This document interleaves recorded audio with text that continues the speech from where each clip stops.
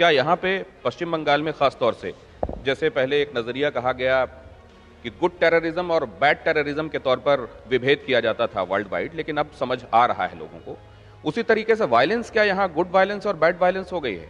सत्तारूढ़ पार्टी के हक में अगर मामला जा रहा है तो वो गुड वायलेंस है, अन्यथा वो बैड वायलेंस। मैं क्यों कह रहा हूं?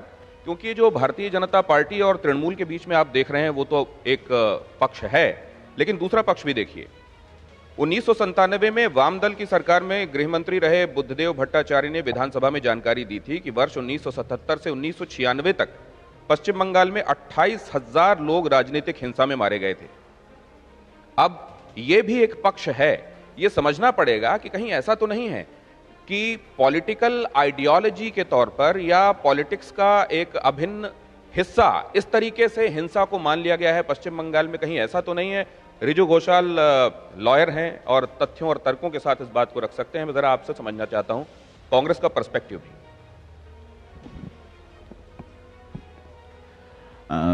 पहले तो मैं धन्यवाद कहना चाहता हूं यहाँ पे उपस्थित सारे महोदय जो हैं।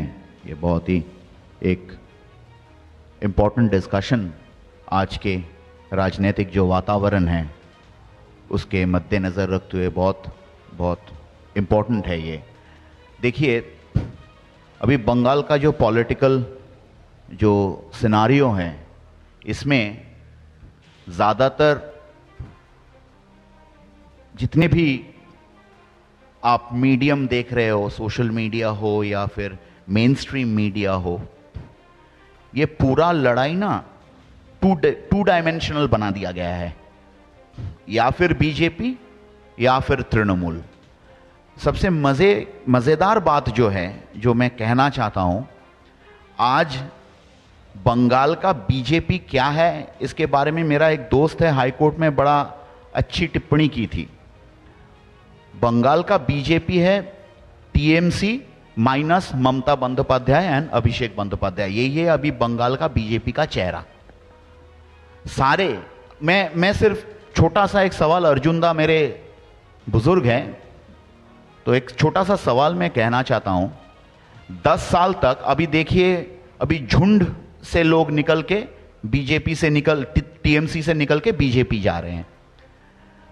सुबह बंदा उठता है, नहाने का टाइम वो अपने आप को तृणमूल समझ रहे हैं। उसके बाद दोपहर को खाने के, जब दोपहर का खाना खा रहे हैं तब उसको समझ में आया 10 साल तो मुझे काम करने नहीं दिया, तो 10 साल तक आप चुप क्यों रहे? पार्टी के अंदर आप बात क्यों नहीं किए? अभी 10 साल बाद आपको ये भावना की उदय होता है आपके दिल में कि आपको काम नहीं करने दिया जा रहा है और भाग के बीजेपी चले जा रहे हैं। 2011 में टीएमसी बंगाल में आया था कांग्रेस के बदौलत। कांग्रेस के साथ अलायंस हुआ था और हमारे 23 एमएलएस, रनिंग एमएलएस को टिकट नहीं मिला। यहां पे बीजेपी पावर में आया और उसके बाद जो पॉलिटिकल वेंडेटा टीएमसी ने किया यहां पे बंगाल में, हमारे जीते हुए सारे प्रतिनिधि जो हैं सबको भगा के ले गया, सबको लेके गया। पूरा म्युनिसिपैलिटी, पूरा पंचायत, एमएलएस, एमपी सबको लेके गया। रिजू जी, माफी अभी के साथ, ये माफी के साथ आपको रोक रहा हूं। हमारी इस वक्त जो कॉन्क्लेव का थीम है वो ये है कि पॉलिटिकल वायलेंस क्यों इतना ज्यादा? मैं आ रहा हूं उसमें। अभी आप जो कह रहे हैं मैं आ रहा हूं क्यों ये वायलेंस क्यों हो रहा है। क्योंकि बंगाल में टीएमसी का जो पॉलिटिकल वायलेंस का वो इंस्टीट्यूशनलाइज किया है उसको। अभी 2015 में जब चुनाव हुआ, विधाननगर और आसनसोल का पौर चुनाव जब हुआ था, म्युनिसिपल इलेक्शन हुआ था, 33 पत्रकारों को पीटा गया था क्योंकि वो न्यूज बनाने के लिए, न्यूज दिखाने के लिए गए हुए थे वहां पे। 2018 का पंचायत आपने देखा है, सारे बंगाल में कहीं पे भी कांग्रेस। रिजू घोषाल यहां पे एक पॉइंट ऐड करना चाहते हैं दिनेश, कि आप जो ये कह रहे हैं तो 71 देखा वेस्ट बंगाल ने, और आपके समय में क्या वायलेंस कम था?